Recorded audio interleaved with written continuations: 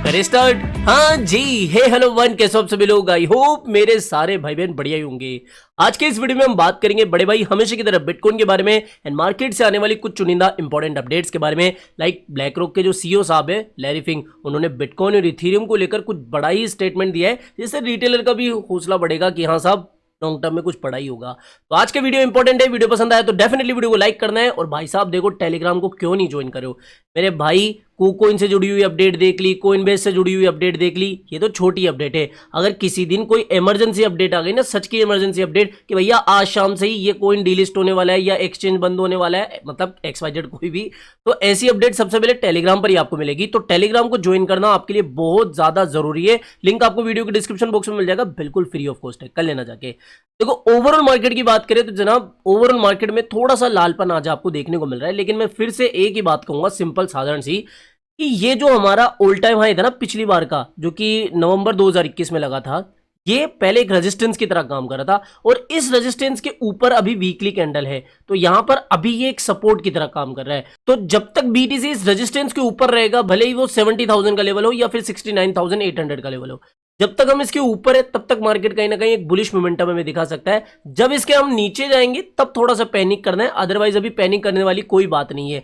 छोटे time frame पर अगर मैं आपको बताऊं तो एक बुल फ्लैग टाइप का हमें बनता हुआ देखने को मिल रहा है, और इस बुल फ्लैग का अगर आपको ब्रेकआउट मिलेगा तो आप डेफिनेटली 75,000 तक भी बीटीसी को देख सकते हो। तो ये बिटकॉइन की एक सीधी बात है कि हाँ, बिटकॉइन अभी भी हमें बुलिश ही देखने को मिल रहा है। आगे आने वाले 2-3 दिनों के अंदर हमें एक बुलिश मोमेंटम मार्केट में देखने को मिल सकता है। और आज के दिन यूएस के अंदर जो जीडीपी का डेटा है वो आने वाला है, और यूएस की जीडीपी का डेटा भी मार्केट को इफेक्ट करता है। तो इसलिए आज के दिन थोड़ा इवनिंग में आप अलर्ट रहिएगा, मार्केट में हमें वॉलेटिलिटी देखने को मिल सकती है। तो जो हाई रिस्क वाले ट्रेडर्स है तो उनके लिए ये आज का डे है, ना कि जो नॉर्मली अपना 2-4-5% का प्रॉफिट डेली निकालना चाहते हैं उनके लिए, ठीक है। तो देख लेना अपने हिसाब से, बाकी मैंने बता दिया मार्केट मेरे अकॉर्डिंग तो बुलिश ही दिख रहा है। अब एक चीज और, कल मैं एक महफिल में बैठा हुआ था और उस महफिल में मुझे कुछ क्रिप्टो के मेरे मित्र भी मिले और उन्होंने कहा कि साहब बिटकॉइन जो है अब पक्का 74-73 से फिसल कर 48,000-50,000 की गोद में जाने वाला है। मैंने कहा भाई ऐसा क्यों, मुझे तो बिटकॉइन या फिर मार्केट पूरा बुलिश दिख रहा है। उन्होंने ये अपना तर्क रखा कि साहब कि हाल्विंग आने वाली है और by the rumour cell the news, ये आपने सुना ही होगा। तो बिटकॉइन हाल्विंग तक हमें ज्यादा से ज्यादा 75-76 देखने को मिलेगा और उसके बाद में फिर एक बड़ा क्रैश हमारा इंतजार कर रहा है आगे, जो कि बिटकॉइन को फर्दर 30 से 40% गिरा सकता है। ये उनका मानना था, मैंने अपना बात कही। आपको क्या लगता है एक बार कमेंट करके बताना। जो सीधी बात थी बिटकॉइन के बारे में अब आपको समझ में आ गई। अब अगर बात करें अपडेट्स के बारे में तो कल देखो बिटकॉइन 71,500 पे चल रहा था, फिसल कर 68,500 तक आ गया और अभी 69,000 के बीच में चल रहा है। कल बेसिकली एक अपडेट निकल के आई जो कि मैंने टेलीग्राम पर भी आपके साथ शेयर कर दी थी कि जनाब एसएससी के पलड़े में थोड़ा भारीपन हमें देखने को मिल रहा है। अब पूरी खबर क्या है बहुत आसान शब्दों में समझा देता हूं। देखो पिछले साल एसएससी ने कोइनबेस एक्सचेंज के ऊपर लॉसूट दायर करा था, कोर्ट के अंदर कहा कि साहब ये एक अनरजिस्टर्ड एक्सचेंज की तरह काम कर रहा है, अनरजिस्टर्ड सिक्योरिटी सेल कर रहा है, तो ऐसा नहीं होना चाहिए। तो ये मामला लगभग साल भर को होने जा रहा है और कल के दिन एक अपडेट निकल के आई कि एसएससी को कोर्ट की तरफ से एक विन मिली है, या फिर यूं कहूं कि एसएससी का पलड़ा थोड़ा भारी हो गया है।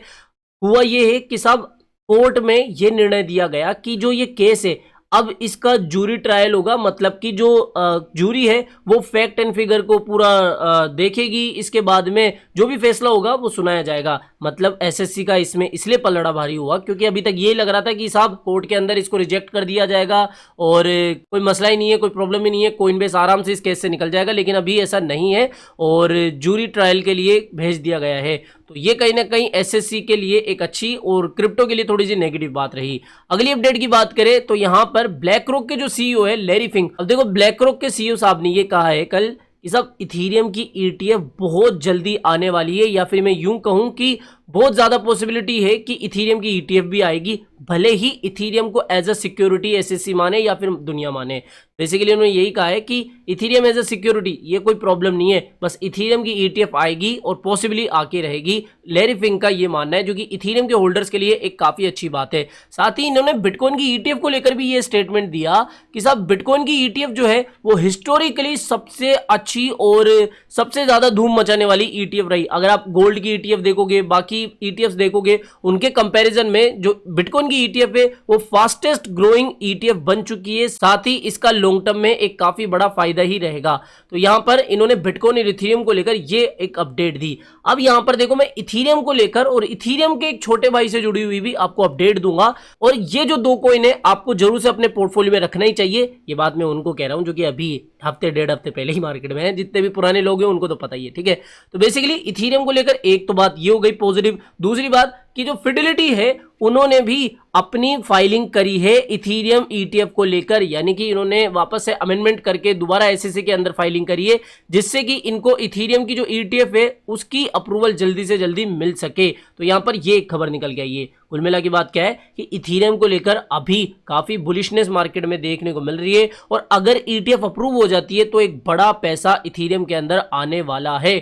तो आप ये चीज समझो। अब अगर इथेरियम के अंदर इतना मोटा पैसा आएगा तो इथेरियम की कमियों को सोल्व करने वाला भी तो कोई होना चाहिए ना। जैसे इथेरियम में क्या कमी है, एक तो बहुत ज्यादा हाई फी लगती है, गैस फीस लगती है, ट्रांजेक्शन स्लो होती है, तो इनको दूर करने के लिए फिर लेयर 2 आएंगे, और उसमें आर्बिट्रम मेरे अकॉर्डिंग इस समय काफी तगड़ा कॉइन बना हुआ है। आर्बिट्रम ने अजुकी के साथ में एक कोलेब्रेशन भी करी है टू लॉन्च एनिम बेस्ड वेब3 नेटवर्क। तो भाई साहब अच्छी कोलेब्रेशन है, साथ ही आर्बिट्रम का दबदबा अभी भी मार्केट में है। तो मैं यही कहूंगा कि इस जेम कॉइन को आप कतई ही इग्नोर ना करें। अभी तक आपने पोर्टफोलियो में नहीं रखा हुआ है तो जरूर से रखें, और अगर आपने पहले लेके अब बेच दिया होगा या फिर अब वापस से एंट्री के बारे में सोच रहे हो तो मैं यही कहूंगा कि अगर आपको ये $1.45 के आसपास देखने को मिले, या फिर जो करंट प्राइस है, करंट प्राइस पर अगर आप लोगे तो थोड़ा सा रिस्क रहेगा, लेकिन सपोर्ट अभी मुझे यही दिख रहा है जो कि $1.45 का, ठीक है। तो यहां पर देखने को मिले तो एक छोटी मोटी एंट्री आप बना सकते हो लॉन्ग टर्म के लिए।